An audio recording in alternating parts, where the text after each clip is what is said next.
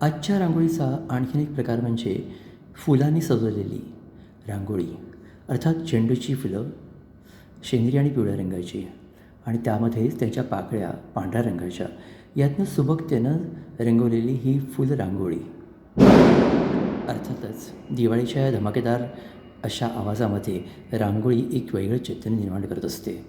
आणि यातूनच भर म्हणजे गेरूची रांगोळी. गेरू हा जो आपण जमिनीवरती उगाळून लावला तर तिकडच्या जंतूंचा नाश होतो असं म्हटलं जातं.